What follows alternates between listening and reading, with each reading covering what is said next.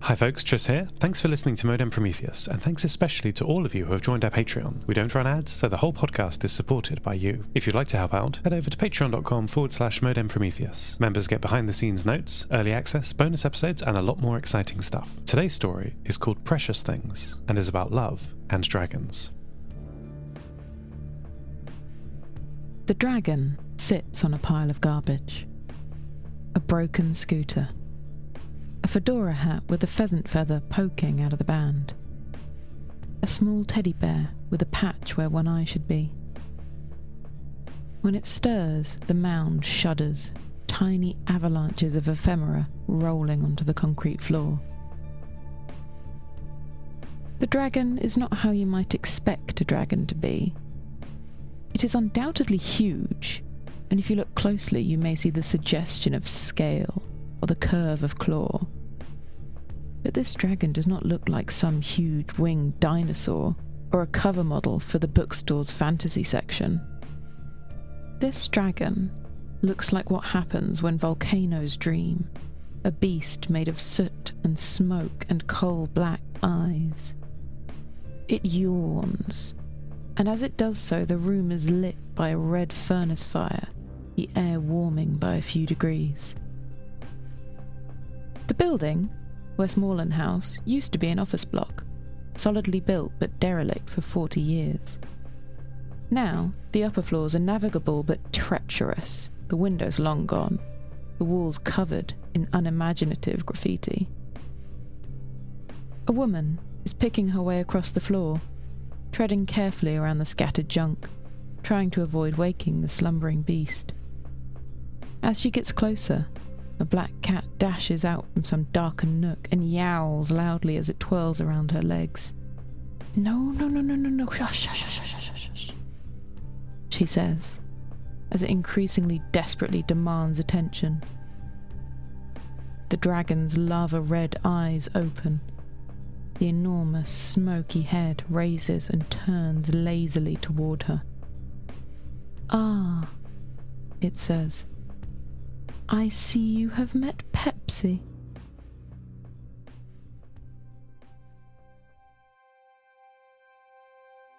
Ashley goes to see the dragon every Monday. It gives her something to look forward to after the weekend, rather than just another 5 days under the fluorescent lights of the Bodes Hill Council Planning Department. She has her own seat, the necromantic remains of a 90s-era swivel chair, now adorned with a red velvet cushion she's brought in from home. One day, she will manage to reach it without the dragon noticing she's there. Today is not that day. "I didn't realise it had been a week already," the dragon says. "I don't know that I have anything new worth showing you. Barring Pepsi, of course, but you already appear to be acquainted." Pepsi is curled up on Ashley's lap, purring like a dynamo. "Would you prefer if I didn't come so often?" "Absolutely not. There are very few dragons left.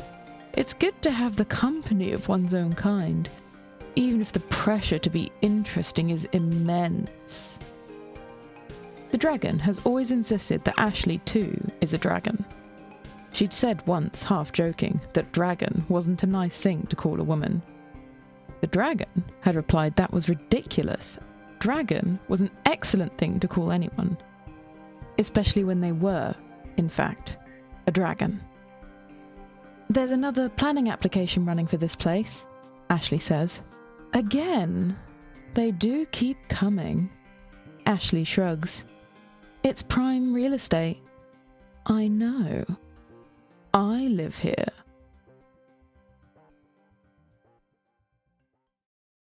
"Don't think they're trying to convert this place because they know it's dragon approved?" "No? Then I shall be a delightful surprise." The dragon pauses, then says, "I trust you are deploying the usual countermeasures." "Yeah, don't worry. I've marked it for a full public consultation, structural assessment, noise review, the works. Which, to be fair, we'd have to do for a place like this anyway, but I'll give the contracts to the slowest people I can find. It'll be in bureaucratic hell for years before it gets anywhere. Pepsi decides he is bored of scritches, gets up, stretches, and dives out the window. Don't you worry about them? Ashley asks. It can be dangerous out there for a little cat. The dragon remains curled up, eyes closed. Its mouth doesn't move.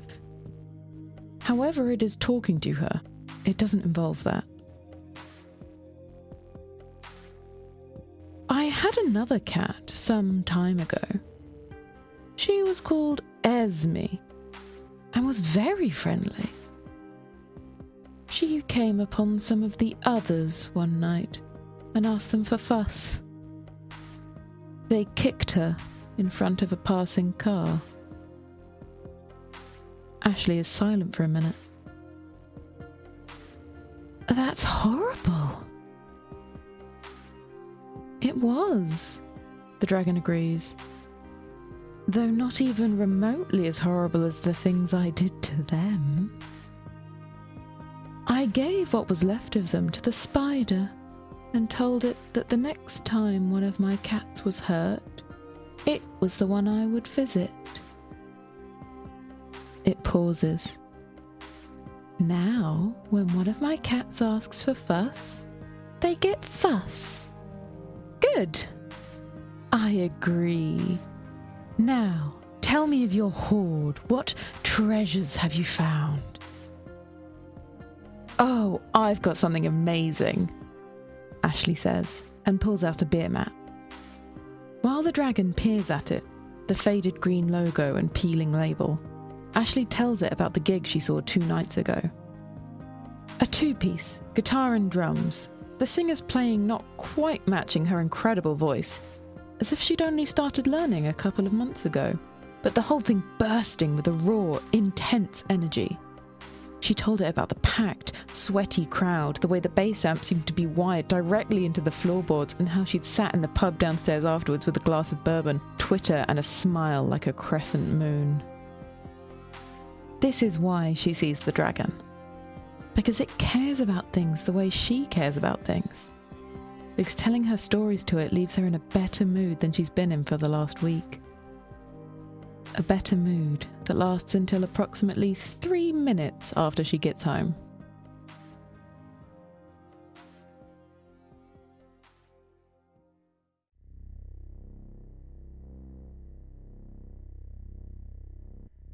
When Ashley opens her front door, on the 3rd try, the lock is sticky.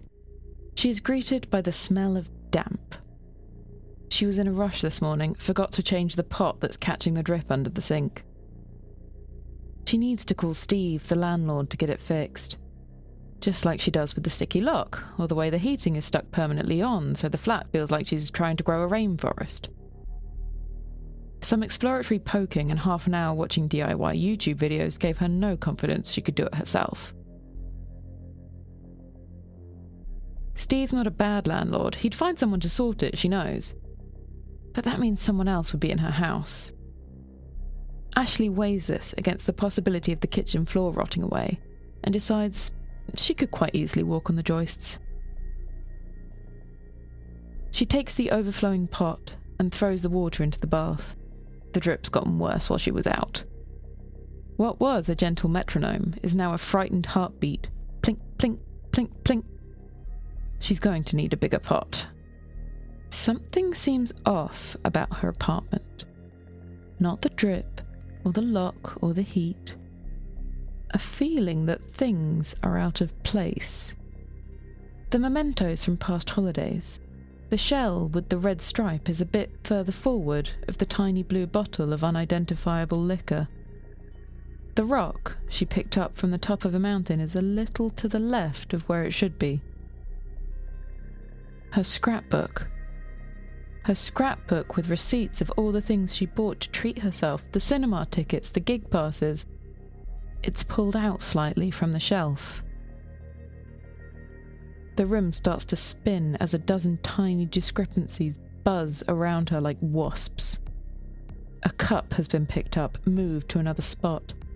The toilet door is shut. She left it open.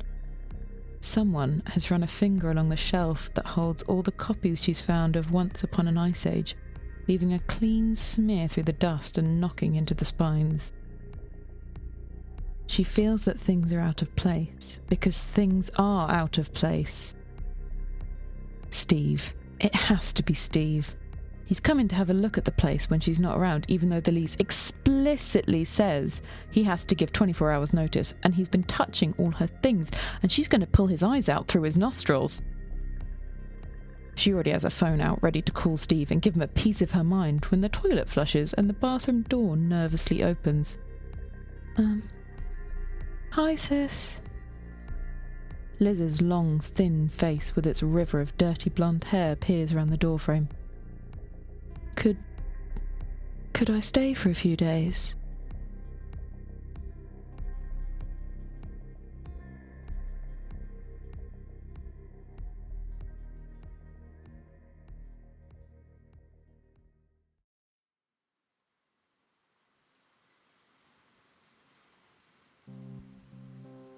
Liz is 3 years older than Ashley and is the bane of her life.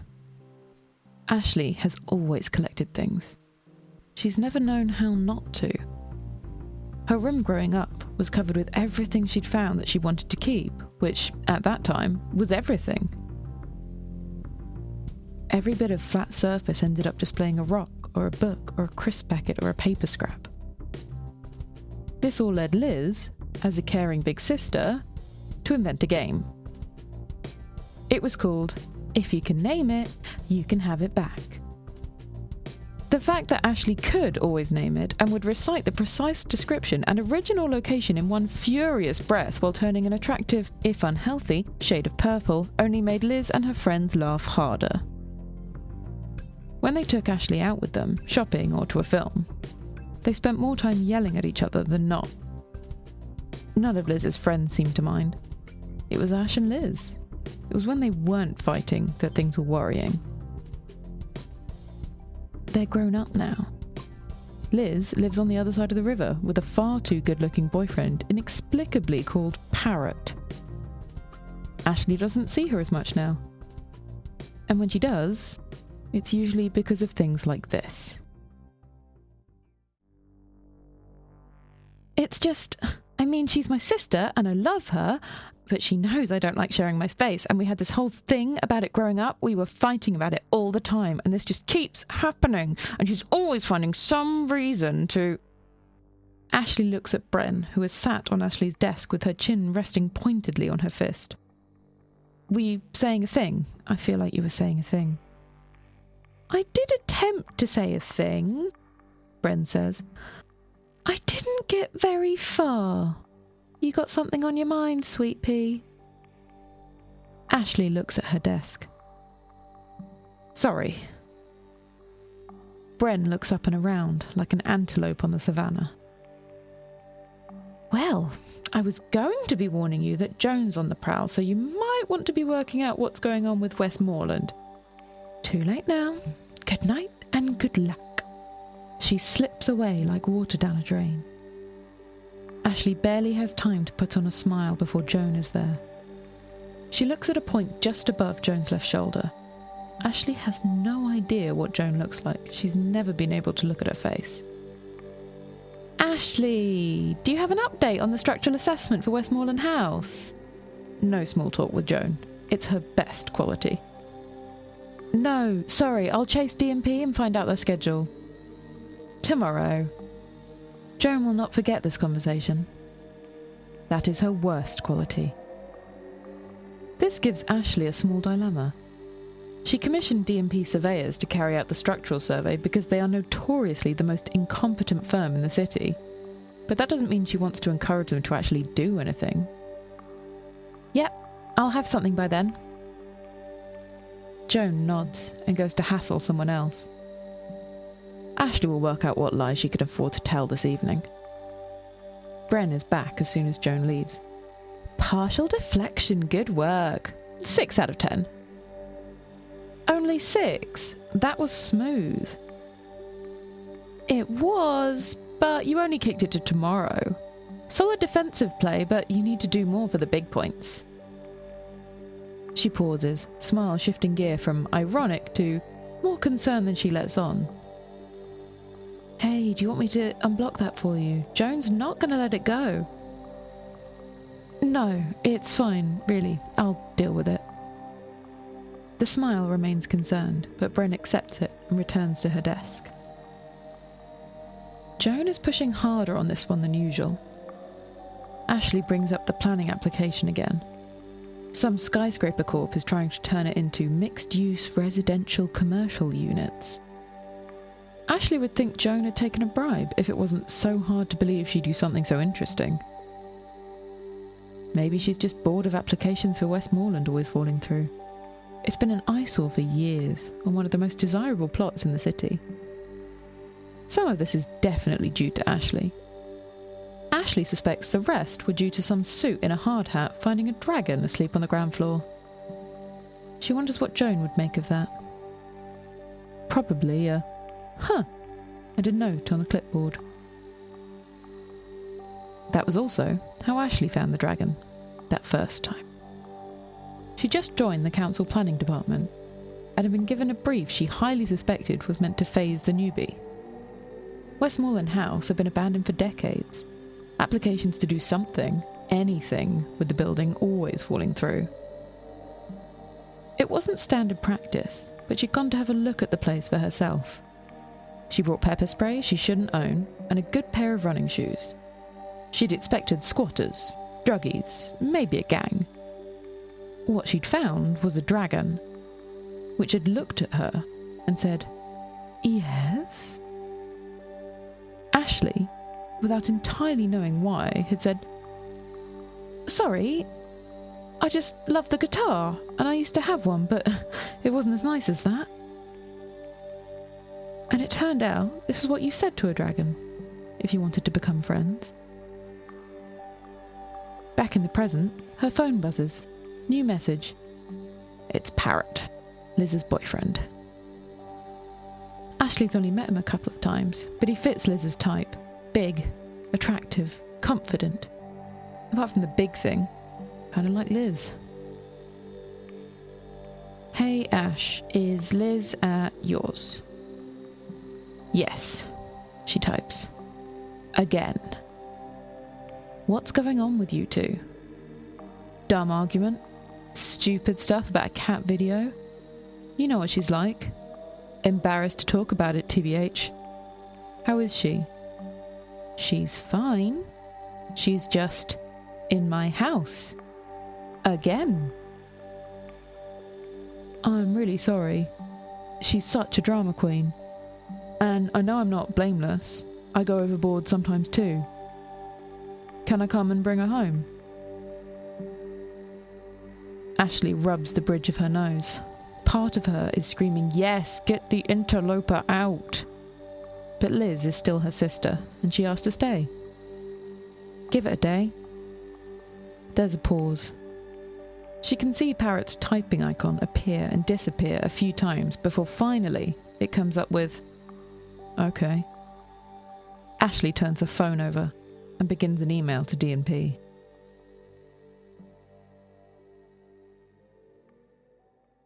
She comes home to hell on earth.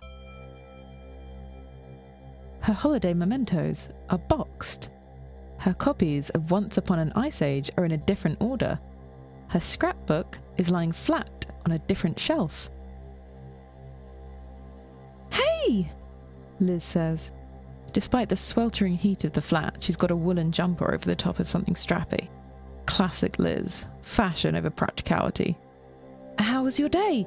I got that drip under the sink fixed. I was just doing a bit of cleaning. Figured I should earn my keep."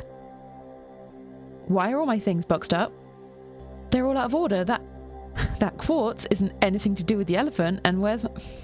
Have you thrown out my cobblestone? That was from Prague." "No, I haven't. It's all in the box." Liz is looking confused. "I'll put it all back. I just wanted to dust the surface." "Where will you put them back? Did you take a photograph? Do you know where they went? Stop touching my things. If I have to have you here, stop touching my things."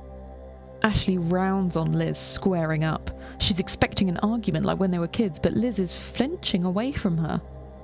She sits on the sofa, head bowed, staring at the floor in front of Ashley's feet. "I'm sorry," she says, in a voice so small you'd expect a particle accelerator to be hunting for it. "I should have asked. I'm sorry. I won't touch your things again." Liz's phone buzzes and she jumps. It falls onto the sofa cushion next to her and she makes no move to pick it up. "Do you want me to put them back?" No, it's okay. I'll do it." "Okay." Liz gets up and goes back to the spare room, leaving her phone behind. Ashley picks it up to pass it back and sees that Liz did, in fact, take a picture. Several. From multiple angles.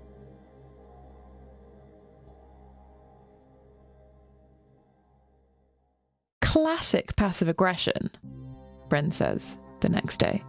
"Trying to make you feel like you're the bad guy?" "Yeah, I know. And it's like insulting she thinks I wouldn't realise that." New tricks, same Liz. New? Well, she was always more a fan of aggressive aggression in the past. Did I tell you that back in school she threatened to break someone's nose once? Only didn't get suspended because it was her word against the other girls. That was a while ago though. No offence.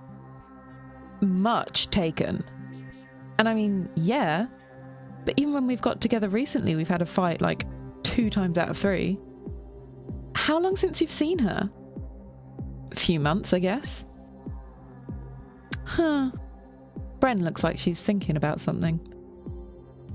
"So, you've not seen her in a few months. You argue all the time, but you still just let her stay?" "Well, yeah. She's an entitled drama queen, but she's still my sister. And it is nice to see her, you know. We used to hang out all the time. We'd go out with her friends and they'd get me into movies that I was far too young for. Almost worth her making fun of me all the time. And now, like, yeah, we fight and then we make up." "Oh, like make-up sex. But I guess less incest." "I'm gonna take a minute to forget you ever said that." "Yeah, granted, me too." There is a pause, and Bren says, "You were the weird kid at school, right?" "You could tell, right?" "Yeah, there was like a billboard or 7. "You get bullied?" "No, believe it or not. Well, some, but not as much as you'd expect. Mostly people just left me alone. That's why I was always hanging out with Liz's friends. There was a bit when I started. I'd get my bag stolen, that kind of thing, but it just kind of died out." "Just after your sister threatened to break someone's nose?" "Yeah," Ashley laughed. "Weird, right? You'd think having a psycho sister would just make me a bigger target." Bren raises an eyebrow. "What?" Bren sighs. "Maybe you want to try replaying this conversation to yourself." Ashley does. Her expression changes. "Oh, God." She slumps forward over the keyboard. "I'm a horrible person." "Nah, you're just a bit of a jerk. But so's everyone else. I wouldn't worry about that. What I would worry about is Joan. She's been looming at Pete for a while, and I reckon you've got 5-minute tops before she comes over here." "Oh, crap." Ashley shoves her phone into her bag and grabs her coat. "Tell her I've gone to see DMP to find out what's going on." "Is that actually where you're going?" "Sure, why not?" Ashley hurries out of the office, but does not go to see DNP.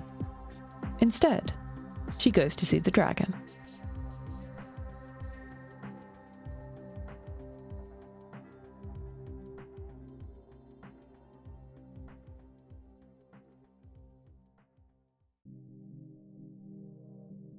Ashley passes the treasure hunters just around the corner from Westmoreland. They must have only just left.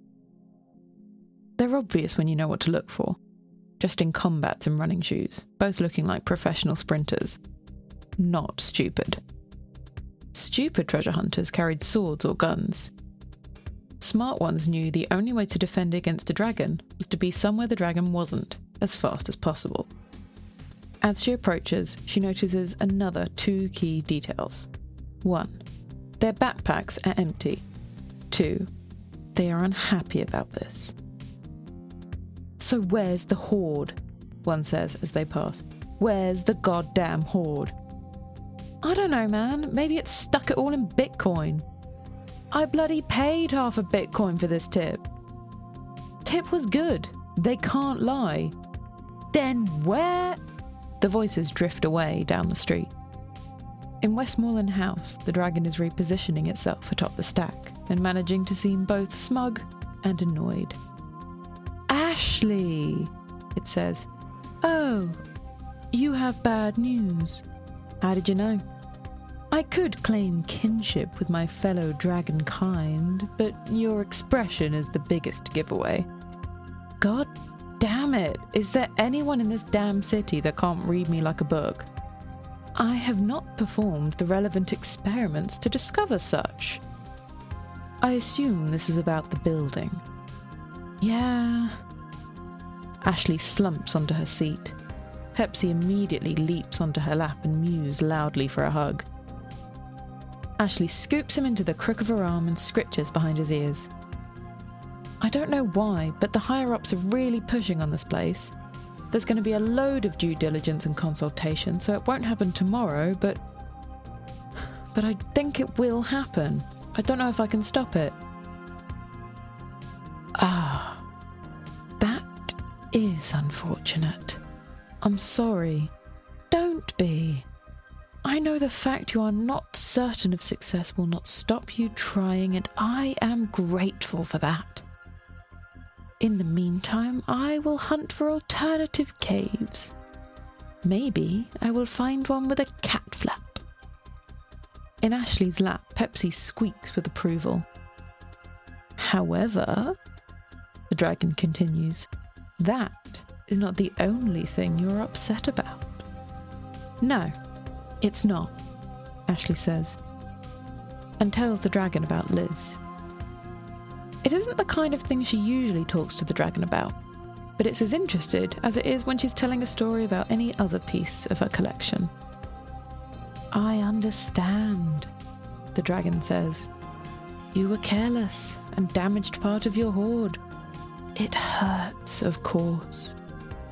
But you can fix it. It will be fine."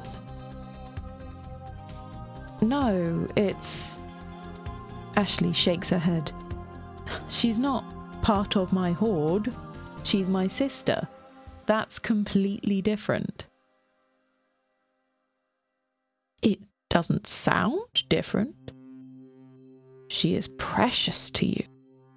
She is part of your hoard. And you may be part of hers if she is also dragon." "We're not dragons!" Ashley shouts. She wants to get up, throw her hands in the air, but that would dislodge Pepsi and so is unthinkable. "I'm not a dragon. I'm just me." The dragon snorts. "When you first came into this place, what did you see?" Ashley looks at the scooter, the records, the beautiful guitar with the scratches over the body. Things that had been loved. Indeed. Precious things. Those hunters came, and they saw a pile of junk and a tramp asleep in the corner. They were extremely disparaging and, frankly, lucky to survive. You saw my hoard for what it was, because you have your own. But they're just my things. Precious things. Most people make memories like they make footsteps and leave them behind just as fast. You sculpt them and collect them and let no one else touch them. You sleep surrounded by precious things. The dragon finally turns to face her. dragon. That's not how it works. There was a rumble as the dragon laughed. Of the two of us, which do you suppose is the better authority on dragons? If I'm a dragon too, don't I get a say? I have had significantly more practice. You haven't even realized you're a dragon yet. I can't fly. I don't breathe fire. I'm just me, a pile of weak meat. Birds fly. Cigarette lighters breathe fire. They are not dragons. You do neither, but you are a dragon. The smoke dispersed slightly, then condensed again. A shrug, Ashley realizes. I don't make the rules. Her phone buzzes, startling Pepsi off her lap. It's Parrot. Hey, I messaged Liz. Gonna pick her up. She'll be out of your hair by the time you get home. Oh, crap. I have to go. Very well. Remember, you are a dragon. I don't think that'll help. The dragon settled itself on its hoard and has never sounded so confident of anything in its life. Being a dragon always helps.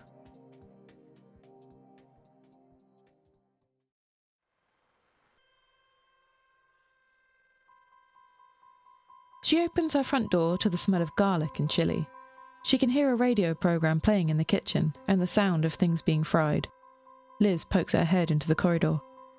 Oh, hi, I didn't expect you to be back so soon. I was cooking some lunch. Do you want some? Her eyes suddenly widen. Ashley sees her deflate like a balloon as she automatically flinches down. Is that okay? I hope it's okay. I bought all the food myself, so I'm not using any of yours. I should have asked. No, it's fine. Of course it's fine. Some lunch would be lovely if you've got enough. Thanks. Liz brightens, swells up again like she's been pumped full of air. She gets another pair of tomatoes from the fridge and hums while she chops them up. She's got the window open to let out some of the heat. Still wearing the jumper, though. Parrot told me he was coming round, Ashley says. Liz stops chopping, stops humming, starts chopping again, slowly, deliberately. Oh, she says. Already? Yeah, I thought he said he told you. No. Oh. Ashley can tell there's something here she's not seeing, but she pushes the thought away. She'll ask later.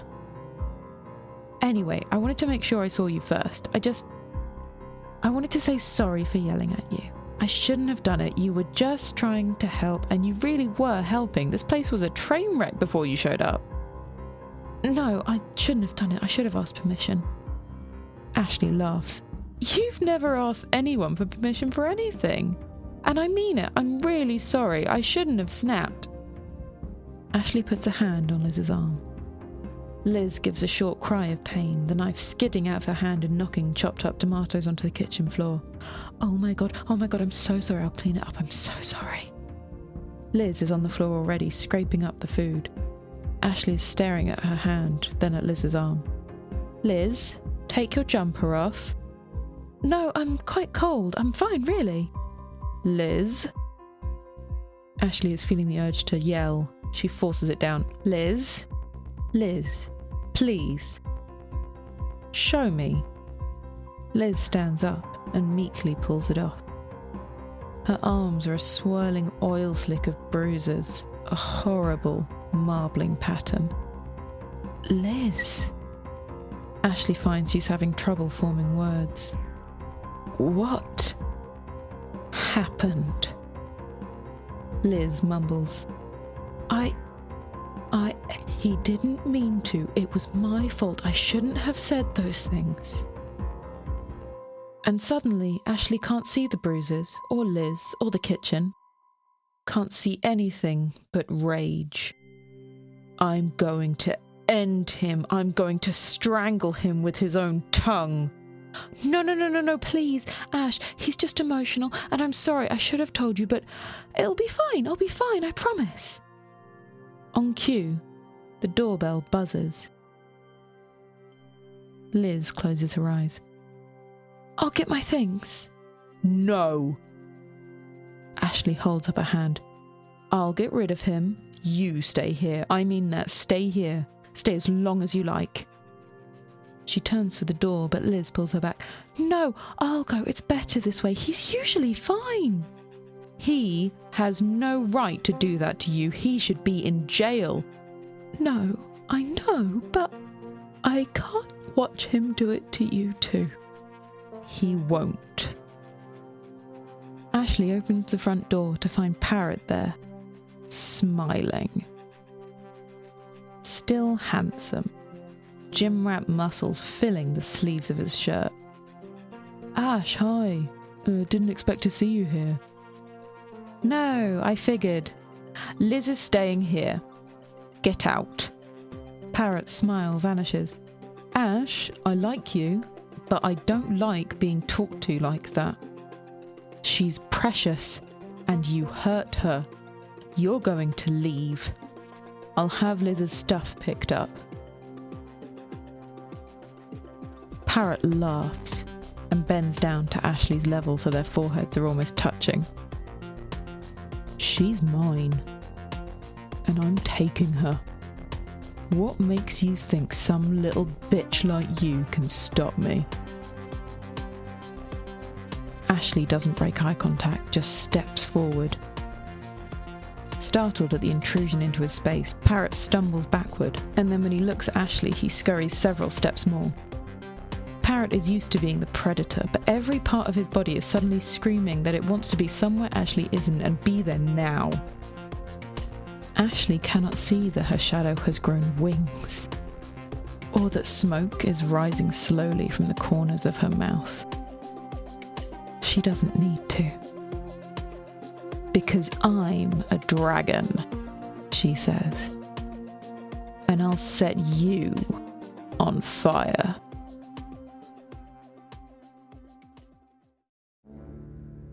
Modem Prometheus is written by Neil Murton, performed by Kate Angier, and with music and production by me, Tris Oaten. Check out my other show at lostterminal.com. It's got more science and less dread. If you like what we do, check out our Patreon at patreon.com/Modem Prometheus. If you're not ready for that kind of commitment, please rate and review us on iTunes, Spotify, or wherever you're listening to this right now. Our next story, due on the full moon, is about an abomination, and possibly also love. Should a cat come wandering up to you in the city twilight and ask for fuss, you know what to do.